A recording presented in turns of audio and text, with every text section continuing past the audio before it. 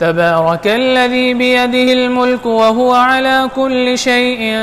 قدير الذي خلق الموت والحياة ليبلوكم أيكم أحسن عملا وهو العزيز الغفور الذي خلق 7 سماوات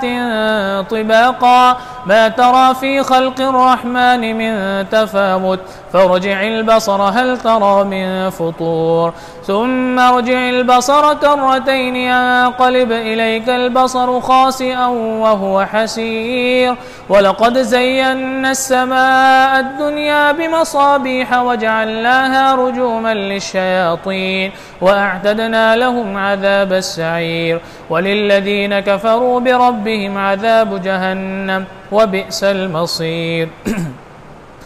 إذا ألقوا فيها سمعوا لها شهيقا وهي تفور تكاد تميز من الغيظ كلما ألقي فيها فوج سألهم خزنتها ألم يأتكم نذير قالوا بلى قد جاءنا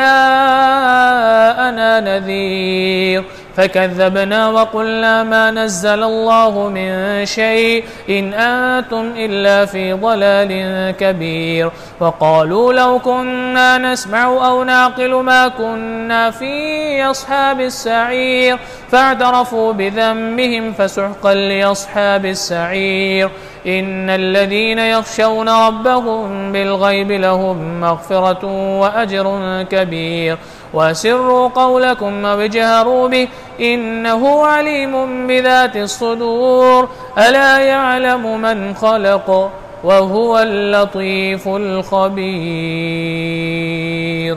الله أكبر هو الذي جعل لكم الأرض ذلولا فامشوا في مناكبها وكلوا من رزقه وإليه النشور أأمنتم من في السماء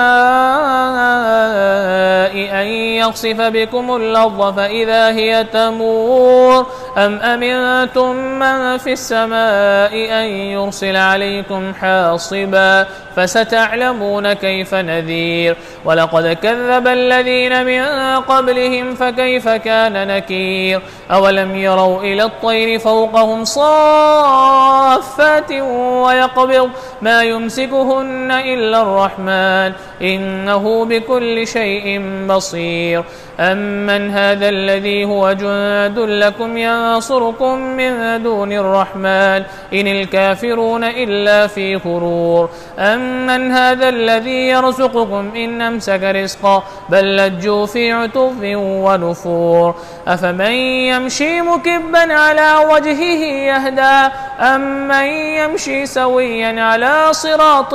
مستقيم قل هو الذي أنشأكم وجعل لكم السمع والأبصار والأفئدة قليلا ما تشكرون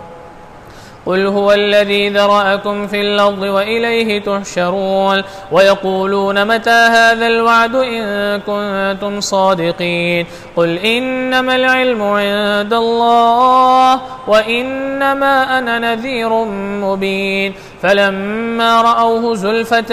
سيئت وجوه الذين كفروا وقيل هذا الذي كنتم به تدعون قل أرأيتم إن أهلكني الله ومن معي أو رحمنا فمن يجير الكافرين من عذاب أليم قل هو الرحمن آمنا به وعليه توكلنا فستعلمون من هو في ضلال مبين قل أرأيتم إن أصبح ماؤكم